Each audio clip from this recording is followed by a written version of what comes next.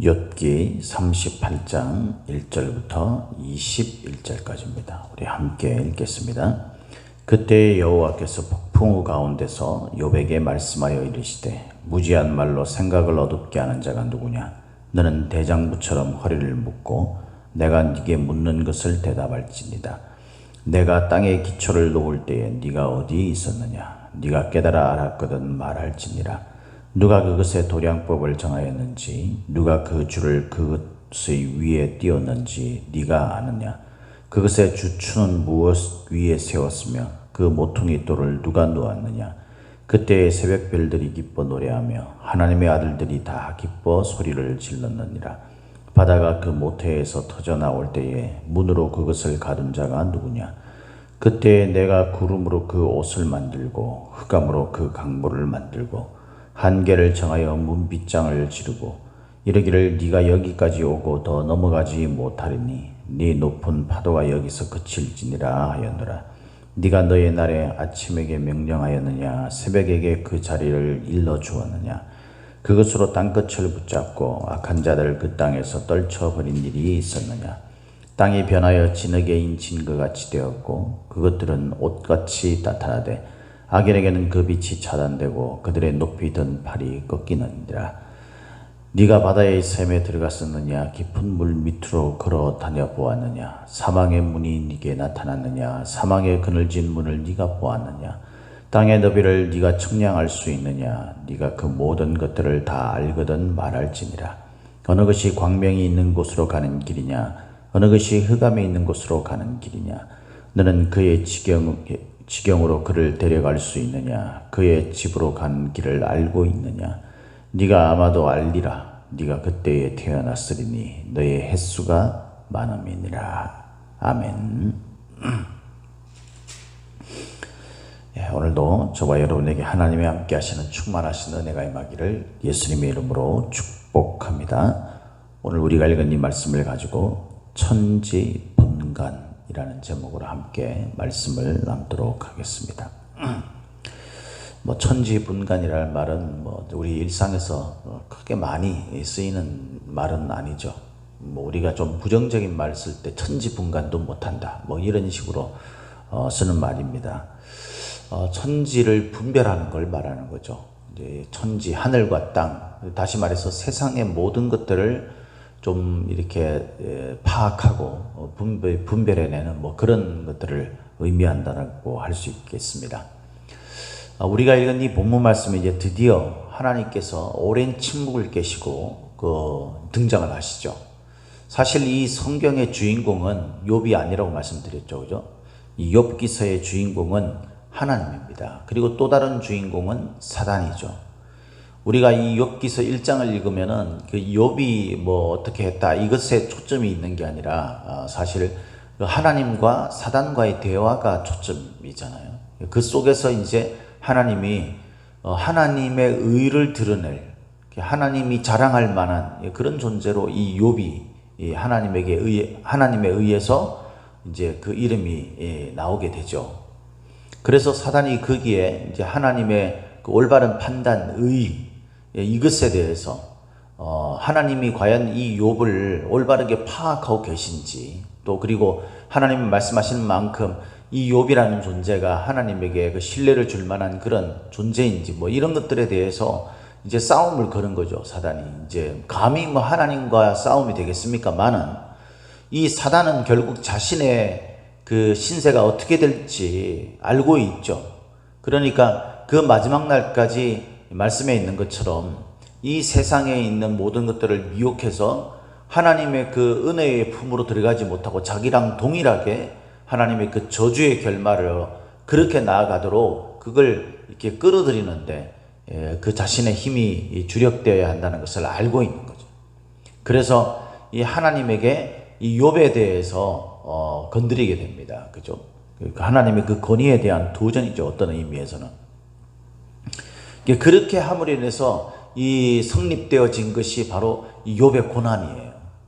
그러니까 우리가 인간적인 생각을 가질 때는 이해할 수 없는 거죠.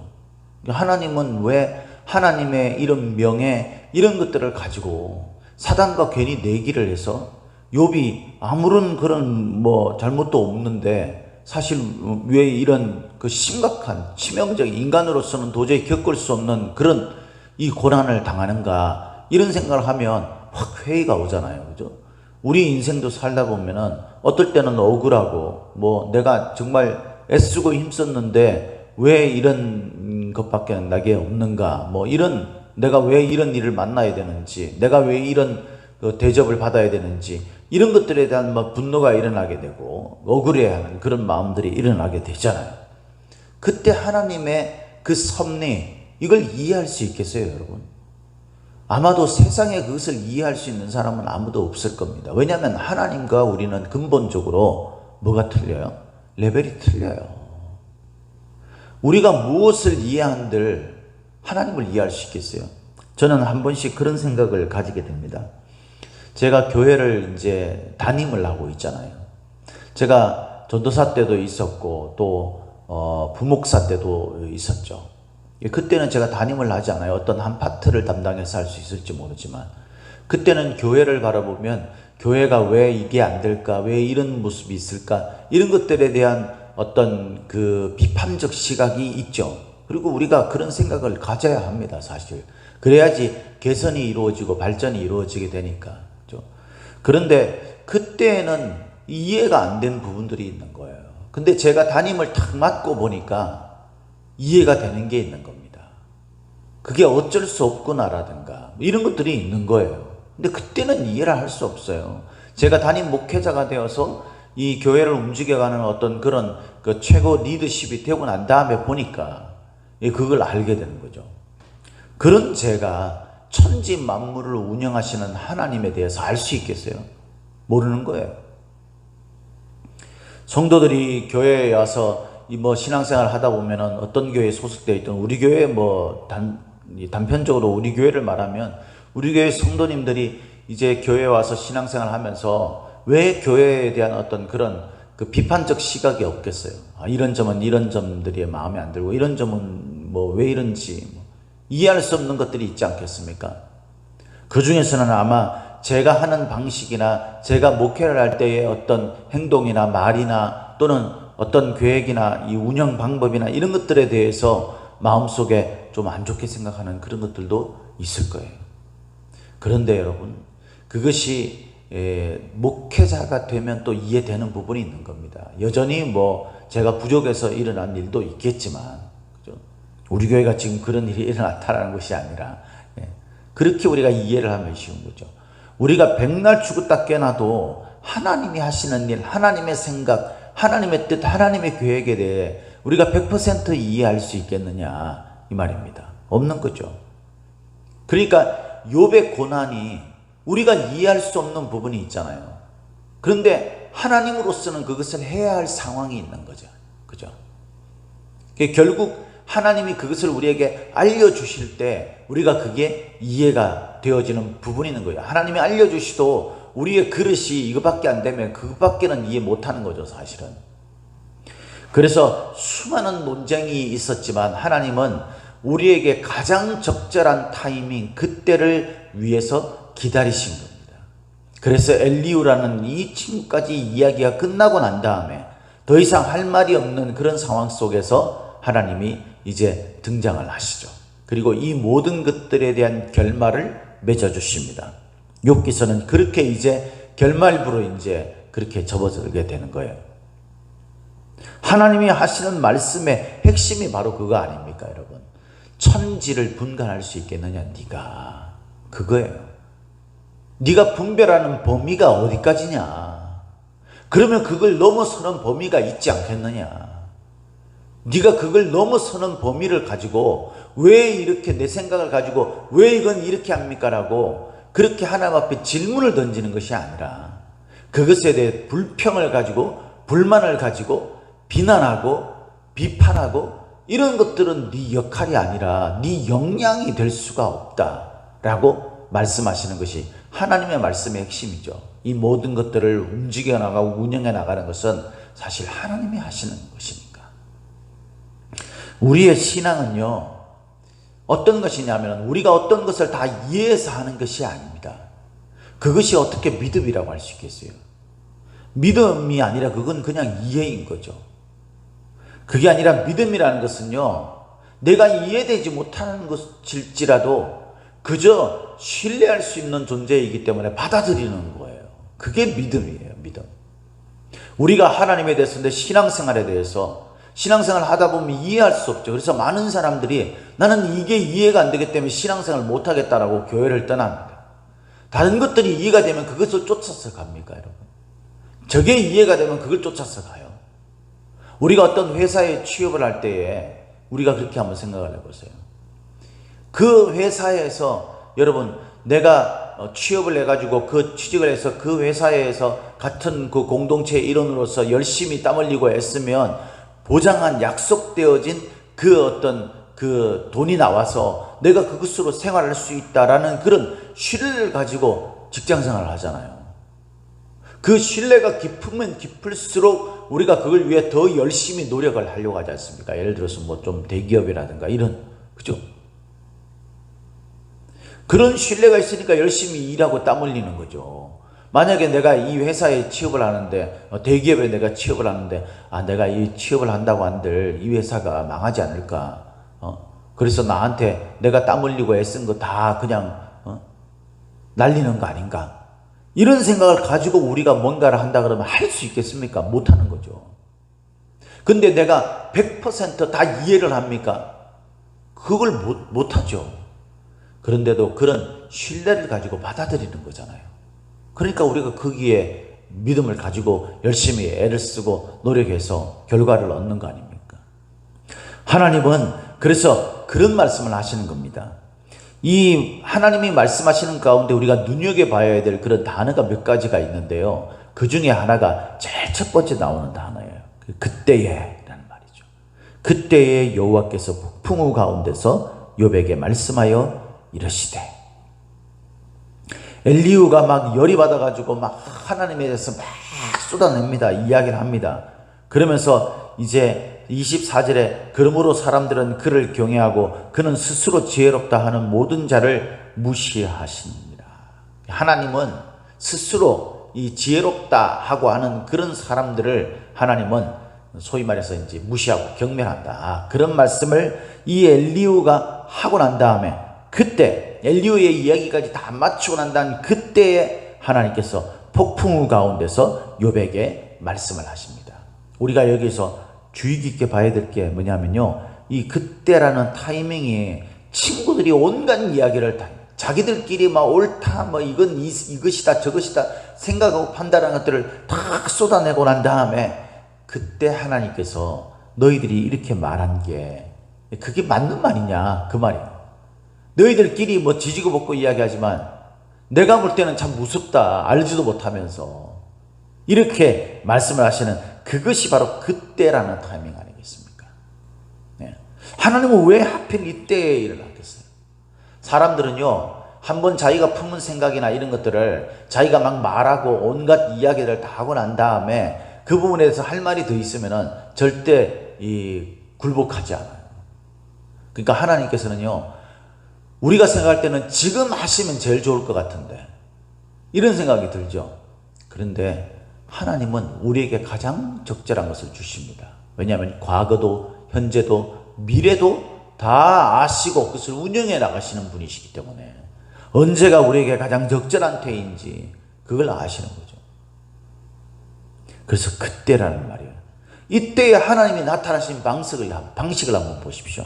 폭풍우 가운데서 욥에게 말씀하여 이르시되, 폭풍우 가운데, 이건 하나님의 위엄을 의도적으로 보여주시려고 하는 거죠.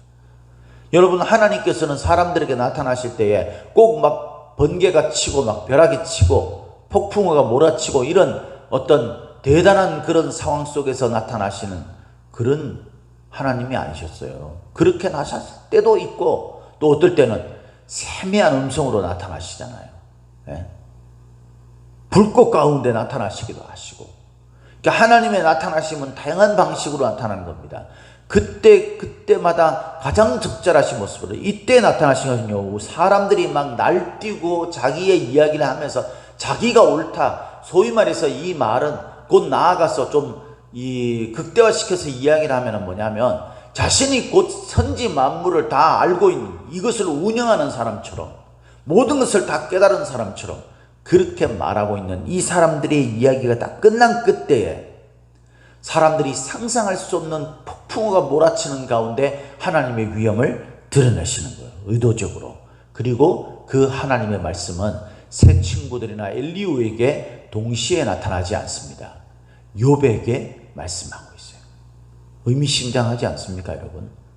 세 친구들이 옳다고 여기고 이 엘리후가 막 자기가 옳다고 말하면서 그렇게 욥을 향해 막 비난을 쏟아냈잖아. 자신들은 의롭고 모든 것을 깨달은 사람처럼 욥은 틀렸다라고 말하는 그 상황 속에서 하나님은 누구에게 말씀하시냐 하면 욥에게 말씀하셨어요.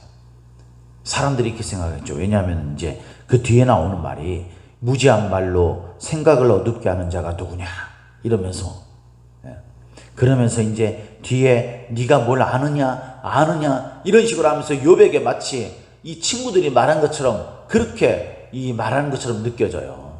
근데 여러분 가만히 읽고 이제 뒤에 39장 40 이렇게 읽어보면 이 말은요 욥에게 말한 거지만 이 친구들도 함께 포함되어 있는 모든 사람들에게 말하는 겁니다. 근데 왜 욥에게 말했겠어요? 그건 하나님께서 이 욥에게 이 악한 사탄과의 내기에서 그 싸움에서 그 하나님을 대신할 수 있는 그런 전사로 용사로 내세울 만한 그런 존재이기 때문에 사실 이 욥에게 하나님은 하나님의 존재를 가장 먼저 알리시고 싶으신 거죠. 사랑하는 성도 여러분, 저와 여러분들이 정말 어렵고 힘든 가운데서도 믿음을 지켜나가려고 할 때에 우리가 만나는 수많은 어려운 이야기들을 이해할 수 없는 그런 상황들이 있습니다. 이때 우리의 믿음이 흔들릴 수 있고요. 회의감이 들 수가 있죠. 그러나 여러분 그때에도 여전히 우리가 하나님을 향한 신뢰를 가지고 믿음을 받아들이는 거예요. 우리에게 주어진 것, 하나님이 말씀하신 것들이 내가 다 이해되고 그렇게 해서가 아니라 그걸 하나님을 향한 신뢰를 가지고 내게 일어나는 상황이 하나님이 하시고 있는 것이다 라고 생각을 하고 받아들이는 거예요. 그러면 그런 우리들의 믿음을 하나님이 보시고 하나님이 우리를 통하여서 세상을 구원할 역사를 일으키시는 겁니다. 할렐루야. 이 욥을 통하여서 이 세 친구들까지 용서하시겠다고 말씀하시는 이 결말을 우리가 아는 것처럼 그렇게 하시는 거. 그래서 욥에게 말씀합니다. 하나님의 말씀의 요지는 다른 것이 아닙니다. 천지의 시작을 아느냐, 땅에 기초를 놓을 때에 네가 어디 있었느냐, 네가 깨달아 알았거든 말할지어다. 이 4절에서 말하는 그런 것처럼. 그리고 천지의 설계, 주추를 세우고 도량법을 정했고 이런 모든 것들은 이제 그 설계하는 것을 말하는 거죠. 그리고 그것들을 이제 주추를 세우고 모퉁이돌을 이제 놓고 이런 것들은 뭡니까? 이제 그것이 시공되는 걸 말하는 거예요. 그리고 이 천지에 이제 어떤까지 한계를 정하고 그 다음에 뭐 바다와 육지 이 한계를 정하고 생명과 사망 이 한계를 정하고 이런 것들을 통해서 이것들이 움직여갈 수 있도록 만드는 것, 넘치지 않게 하고 이런 모든 것들은 운영이지 않습니까? 운영. 그리고 마침내 우리가 13절 이후 14절 땅이 변하여 진흙에 인친 것 같고 옷감이 나타나고 악인은 그 차단이 되고 이런 모든 것들은 이제 거기에 대한 결말이죠. 결말. 심판부터 시작해가지고 그 천지의 결말을 말하는 거예요. 그러니까 천지의 시작과 그것들의 설계 그리고 시공되고 운영되어지며 마지막 결말까지 마침내 그 심판까지 하나님의 주권하에 있다. 이것을 아느냐라는 거예요. 우린 모르죠. 그래서 하나님이 뭐라고 말합니까? 무지한 말로 사람들은요 자기가 다 옳다고 생각하면서 알지도 못하면서 그걸 가지고 말하는 성경을 막 몇 번을 읽고 뭐 그래서 마치 이 성경을 꿰고 있는 사람처럼 그렇게 말하는 사람이 성경을 다 알까요? 하나님이 이 성경을 쓰신 의도를 다 알까요?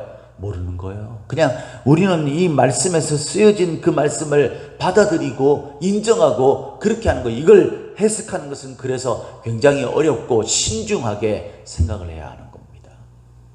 하나님은 오늘도 우리의 인생을 시작하고 그리고 그것을 설계하셔서 운영하시며 그것의 마지막 결말을 이뤄나가십니다. 그 하나님이 하시는 일 가운데 우리가 이해할 수 없는 것들이 있어요. 그래서 우리가 정신을 똑바로 차리고 이 대장부처럼 허리를 묶고 라는 것은요, 전사들처럼 그런 뜻이에요. 우리가 싸우는 인생의 치열한 영적 전투 속에서 우리가 전사들처럼 허리를 묶고 하나님이 묻는 것을 대답할 때 우리의 삶의 전쟁들을 이길 수 있는 거예요. 우리가 직면해 있는 이 문제를 가지고 이거는 이렇다 저렇다 그걸 따지는 것이 아니라 하나님의 말씀이 무엇인가, 하나님의 뜻이 무엇인가, 하나님의 의도가 무엇인가, 그걸 분별할 때에 천지를 분간할 수 있게 되는 겁니다. 사랑하는 성도 여러분, 오늘도 저와 여러분들의 삶 속에 우리가 이해할 수 없는 일들이 많이 일어나게 됩니다. 그러나 이 모든 것은 우리가 이해를 하든 이해를 하지 못하든 하나님이 하시는 것입니다. 그렇다면 우리의 모든 의문에, 우리 삶의 문제의 해결점, 그 답은 하나님께 물어서 하나님께 얻는 것입니다. 그래서 하나님의 음성을 들을 때 우리의 삶의 인생에 천지를 분간할 수 있는 지혜가 생긴다는 것을 꼭 기억하시고, 우리의 얄팍한 생각으로 천지를 분별하려고 하지 마시고 하나님의 말씀으로 그걸 받아들임으로 세상을 이기는 저와 여러분이 되시기를 예수님의 이름으로 축복합니다. 축복합니다.